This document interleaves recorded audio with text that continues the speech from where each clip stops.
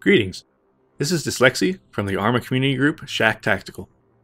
In cooperation with Bohemian Interactive, I'm creating a series of videos to explain some of the basics of Arma 3. I'll be using the Arma 3 Alpha as my backdrop to this. In this first video, we'll look at what exactly Arma 3 and the series in general is all about. Specifically, I'd like to focus on the things that make this a truly unique series in the PC gaming world. The Arma series, including the original Operation Flashpoint, which was later renamed to Arma Cold War Assault, has been evolving continuously for over 11 years.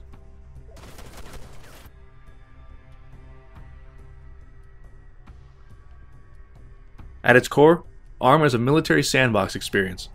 It's basically the Minecraft of military sim games. Or Armymen, if you will. Keep in mind that the Arma 3 Alpha is oriented towards focusing on the infantry feature set of the game, but the possibilities extend well beyond that. Arma allows you to participate in simulated combat at all levels. You can choose to be an infantryman, drive a car or a tank, fly a helicopter, a jet, drive a boat, jump out of a plane, act as a forward observer or a sniper. If it's possible in the real world, you can probably do it in Arma. Now, with that being said, Arma is not a hardcore simulation of every platform involved in modern and future combat like you see in a focus sim. Instead, it's a combined arms game, which provides the opportunity to participate at all levels of combat, with accessibility and authenticity as the guiding principles.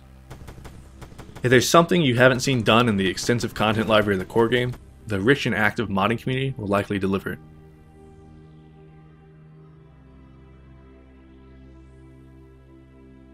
This is another key point. Looking at the current lineup of military shooters, you're hard-pressed to find one that supports or even allows for modding. For Arma, it's a keystone of the feature set, and the symbiotic relationship between the developer and their modding community is one of the strongest allures to a long-term investment in the series.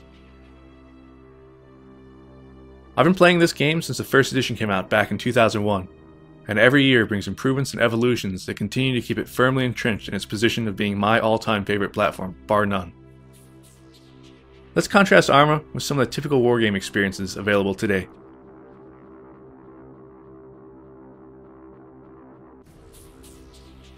Let's talk about terrains, or maps as they're frequently called.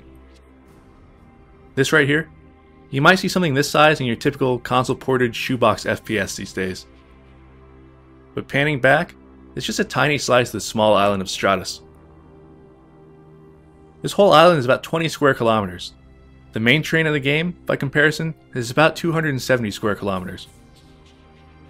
The hills, the forest, the background, it's not a backdrop, it's as real as anything else in the game.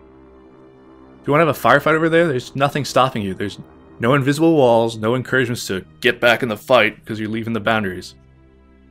This entire island is a canvas. Bohemia paints their pictures through the single player and multiplayer content, but they give all of us the tools to imagine it however we see fit. It's a living world with real-time day-night cycles, clouds, tides, an accurate starscape which can even be used to navigate in a pinch, rain, fog, lightning, wind, waves. Altering the conditions alone can have a huge impact on any given scenario. What if a battle was at night instead of the day? What if you didn't have night vision? What if it was storming?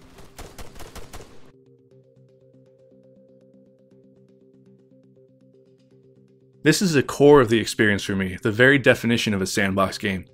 You can choose exactly how you want to experience it. Whether it's single player or multiplayer, every facet is configurable to deliver exactly what you're interested in. This is not a game designed around forcing you to grind your way through different gear levels or perks or anything of the sort. You don't need to unlock weapons, you're not limited to just the game types or maps that came with it. This is how PC games should be. If you want to create a mission that's exclusively about fighting it out in jets, Top Gun style, there's nothing stopping you. You want a huge tank fight? Go for it. You're not going to have to buy a whole new DLC just to have a chance to fight in close quarters maps or use armored vehicles more. It's entirely in your hands as to what the experience becomes. And thanks to the modding community, the possibilities are continually broadened and refined. The Arma community is vast. Whether you want full-on military simulation or a more relaxed environment, or maybe you just want to jump in and get playing, there's a group or a server out there for you.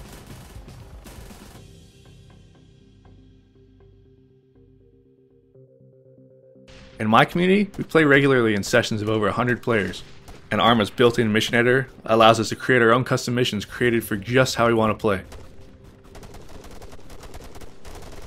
The editor's ease of use and the presence of a scripting language means that with a little practice, the creativity of your missions are only limited by your imagination.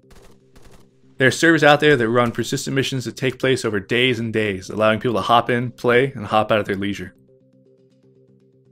DayZ, the zombie survival game, started as an Arma 2 mod before turning into a standalone game. It's a perfect example of the design your own experience nature of the platform. Arma 3's core strength lies in the superb authenticity of the infantry experience.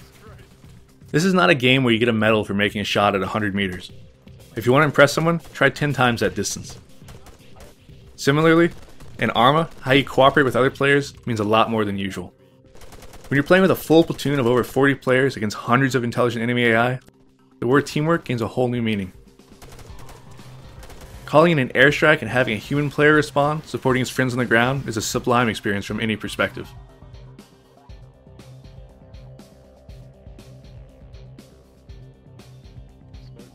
That same sandbox nature that lets you create huge missions with hundreds of enemies also lets you draw inspiration from military history, current events, or just something you find interesting, and recreate it virtually.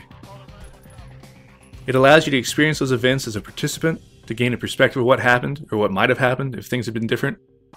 It's a perspective that books, movies, and more rail-oriented Hollywood shooters simply can't provide.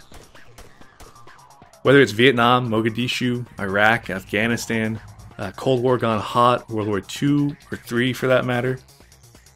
Once the mod community has a crack at it, you'll be able to do all that and more. Arma 3 is about choosing or even crafting the experience that you want. It's a platform of incredible depth and potential thanks to a developer that stands firm as one of the few in the FPS realm to offer robust and meaningful mod support, in an age when most companies are too worried about how mods are going to hurt their DLC sales and bottom line. Arma 3 is a no-compromise PC game at heart. It's as close as you can get to the full spectrum of combined arms warfare without getting dirty or getting dead. If you ask me, Arma 3 is the ultimate military sandbox. All you have to ask yourself is, what do you want to do with it? For more community guide videos, be sure to subscribe to the official Arma 3 YouTube channel. For other Arma 3 updates, keep track of the official website, Facebook, and Twitter pages. If you'd like more in-depth tutorial and large-scale multiplayer gameplay of Arma 3 and the previous Arma games, I'd also recommend you check out my personal channel here. This is Dyslexy, and I'll see you on Stratus.